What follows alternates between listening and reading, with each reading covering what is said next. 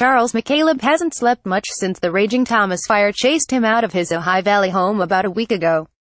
In the early morning hours, he refreshes fire and weather websites for the latest on the blaze's behavior and spread. During the day, he volunteers, doling out masks to evacuees from behind a table off Highway 192 in Montecito. His voice is gravelly from days of exposure to toxic air, his nerves rattled by the seemingly endless firefight. "It's not like someone pointing a gun at you, scared," said McCaleb, 70. "It's more of a controlled fright where you know what's happening." Anxiety was high for residents of Santa Barbara County, where the Thomas fire, driven by gusty winds and bonedry air, rampaged over the weekend, destroying more homes, forcing tens of thousands more people to flee and threatening the coastal enclaves that are a defining feature of California's landscape. The spread of the flames slowed Monday as winds calmed and the fire reached areas that had burned about a decade ago, reducing the available fuel. The blaze grew by only about 1,000 acres, compared with the more than 50,000 Sunday, when it chewed through steep slopes and canyons that haven't burned for decades. Monday evening, firefighters had the massive wildfire 20% contained. "It's a good sign," Ventura County Fire Engineer Steve Swindle said of the 231,700-acre fire's slower growth. "It gives us some hope." Firefighters were focusing efforts on keeping flames from damaging hillside homes in Montecito, Summerlin and Carpinteria. The fire is burning above those towns, along a ridgetop in the Santa Ynez Mountains. Authorities said Monday night that the fire was flanking, or moving slowly side to side along the ridgeline. But forecasters fear so-called sundowner winds could pour over the ridgetop from the interior valley and blow the fire down the hill into coastal neighborhoods.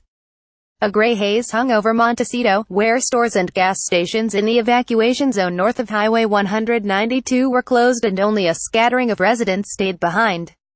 Fire crews went door to door looking for holdouts and water sources, such as homes with pools or wells they could draw from should the Thomas fire bear down on the city. Others headed for flying embers that could ignite spot fires. Roger Rains, a battalion chief with the California Department of Forestry and Fire Protection, and his platoon were assessing the vulnerability of about 50 multi-million-dollar Montecito estates connected by a tangle of narrow, winding tree-lined roads barely wide enough for the trucks assigned to protect them. Residents who fled left their front gates wide open for easy access. Rains sat in his truck at Park Lane and East Mountain Drive, just outside the open field his team had designated as a safety zone to regroup should things turn for the worst. Their success would depend on the wind, which forecasters said could gust downhill at up to 25 miles per hour after dark. His crew was new to the Thomas fire, but they had been fighting flames for a week, first in Belair, where the Skirball fire scorched more than 400 acres, then Murrieta, battling the smaller Liberty fire. "This is our first shift here," he said. "But we've been running for a week." Just 2 months ago, Rains was in Napa County, fighting the devastating wine country fires that claimed more than 40 lives. "It's December," Rains said.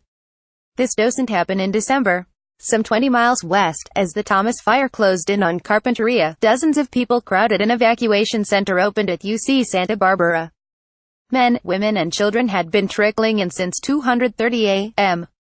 They slept in cots sprinkled across the university gym floor. A father played ping pong with his son nearby. Meanwhile, ashen silence blanketed the beach community of Summerland. The quaint eateries, coffee shops and wine shops along Lily Drive were closed or empty. Residents walked their dogs and checked the daily fire map posted on a board outside the fire station. Up along State Route 192, Laurent Pellerin wore a surgical mask as he packed his red Audi station wagon with winter clothes and snow chains. The 48-year-old home decor store manager was getting ready to drive his family to Chicago for a new job when the fire closed in on his cottage near Turo Canyon over the weekend. Now they are leaving, unsure if their home will survive after they go. "It is surreal," he said. "We are leaving the fires and rushing to get the snow chains for winter." About 7,000 firefighters from 11 western states have poured into Ventura and Santa Barbara counties to try to contain the Thomas fire. Firefighting efforts have cost about $48 million. In the last week, helicopter crews alone have dumped 1.7 million gallons of water on the blaze. That's enough water to fill roughly 70 backyard pools. While Monday's slow growth left firefighters hopeful, a red flag warning, indicating extreme fire danger, was extended in the region. "Our vigilance in this is still equally as high," Ventura County Fire Swindle said. Serna and Panzer reported from Montecito, Chuck Median from Los Angeles. Times staff writer Brittany Mejia contributed to this report. Joseph.Serna at lawtimes.com, Aline.Checkmedian at lawtimes.com, Javier.Panzer at lawtimes.com. All's events, terrain and fuel. Why the Thomas fire has been difficult to contain. Woman accused of looting home affected by San Diego wildfire. Inferno. That what how the Thomas fire became a monster.